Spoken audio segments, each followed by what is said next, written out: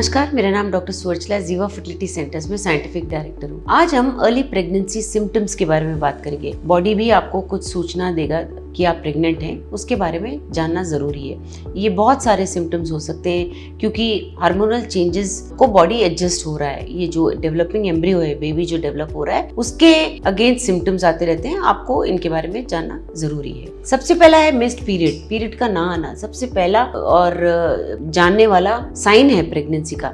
जब embryo uterus wall पे चिपकता है तब बॉडी ह्यूमन कोरियोनिक गोनाडोट्रोपिन करके हार्मोन रिलीज करता है। ये बहुत जरूरी होता है हार्मोन प्रेगनेंसी को मेंटेन करने के लिए और आगे पीरियड प्रेगनेंसी के दौरान नहीं आने के लिए। ये प्रोजेस्टेरोन नामक हार्मोन द्वारा किया जाता है। अगला सिम्टम है नॉसिया और वॉमिटिंग, जिसे मॉर्निंग सिकनेस कहते हैं। उल्टी आना, नॉसिया, उल्टी मतली के जैसे होना। ये अक्सर 6th वीक ऑफ प्रेगनेंसी से शुरू होता है, 6ठे हफ्ते से, और ये दिन के किसी भी टाइम हो सकता है। ऐसा नहीं है कि सुबह ही होना जरूरी है। बॉडी में ह्यूमन कोरियोनिक गोनाडोट्रोपिन बताया था ना मैंने, उसके जब लेवल्स ज्यादा होते हैं और ईस्ट्रोजन के लेवल्स ज्यादा होते हैं तब ये नॉसिया और वॉमिटिंग का कारण बन सकते हैं। ये हार्मोन गैस्ट्रो इंटेस्टिनल ट्रैक्ट पे काम करते हैं, जिसकी वजह से नॉसिया हो सकता है। ब्रेस्ट में भी चेंजेस हो सकते हैं। ब्रेस्ट का सूजना, टेंडर होना, थोड़ा डार्क होना, वेन्स जो है ज़्यादा दिखना, ये सब हो सकता है क्योंकि बॉडी में ईस्ट्रोजन और प्रोजेस्टेरोन लेवल्स बढ़ रहे हैं। इसकी वजह से ब्लड फ्लो ब्रेस्ट को भी बढ़ता है और ये आगे बच्चे को दूध पिलाने के लिए आवश्यक होता है, लैक्टेशन के लिए ज़रूरी होता है। फैटीग यानी थकान सा महसूस होना, यूजुअली थक जाना या थकान सा महसूस होना भी एक सिम्टम है। प्रोजेस्टेरोन जब हाई होता रहता है तो ये ड्राउजीनेस हो सकता है, मतलब नींद आना जैसा, लेजीनेस होने जैसा।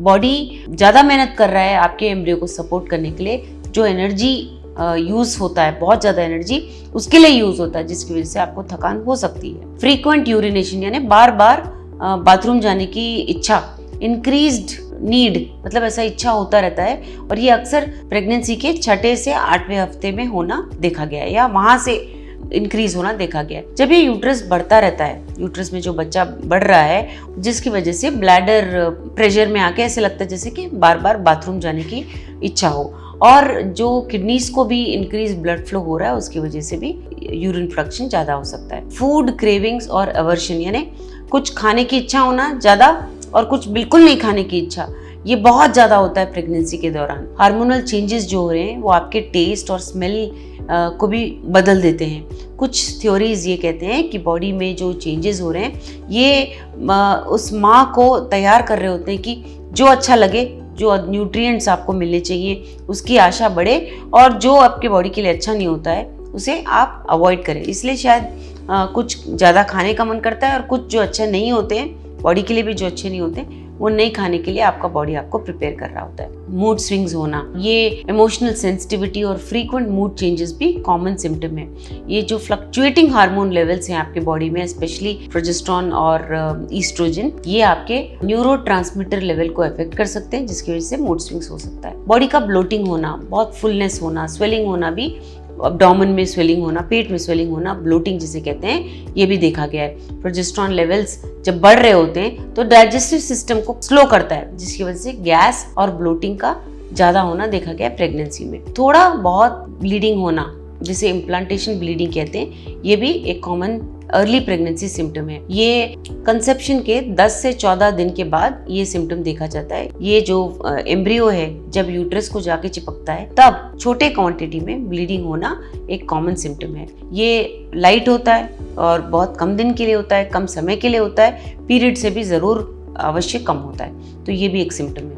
एलिवेटेड बॉडी टेम्परेचर, मतलब बॉडी टेम्परेचर का ज़्यादा होना, हायर देन नॉर्मल होता है, स्पेशली जब आप सो के उठते हो। प्रोजेस्टेरोन इंक्रीज होने की वजह से प्रेगनेंसी के दौरान भी बॉडी का टेम्परेचर थोड़ा बढ़ सकता है। नेक्स्ट है कॉन्स्टिपेशन। प्रोजेस्टेरोन ज़्यादा होने की वजह से जो खाना है डाइजेस्टिव ट्रैक्ट में स्लोली हिलता है, जिसकी वजह से कॉन्स्टिपेशन हो सकता है। हेडेक्स और डिजीनेस भी हो सकते हैं। हार्मोनल चेंजेस, ब्लड के वॉल्यूम में इंक्रीज होना, ब्लड प्रेशर फ्लक्चुएशंस होने की वजह से हेडेक्स और डिजीनेस भी हो सकते हैं। इंक्रीज सेंस ऑफ स्मेल, ये जो आपका सेंसिटिविटी होता है कुछ स्मेल्स के लिए, ये भी बढ़ सकता है।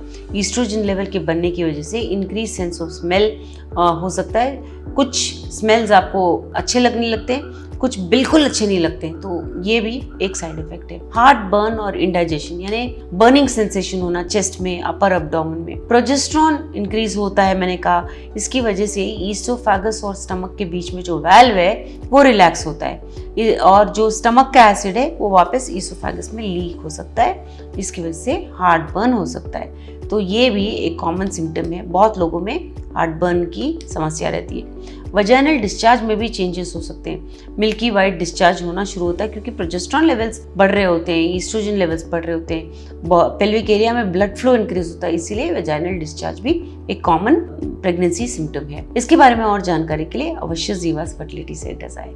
हमने इस वीडियो को बनाने में बहुत मेहनत की है, जरूर हमें सब्सक्राइब और लाइक कीजिए। Thank you.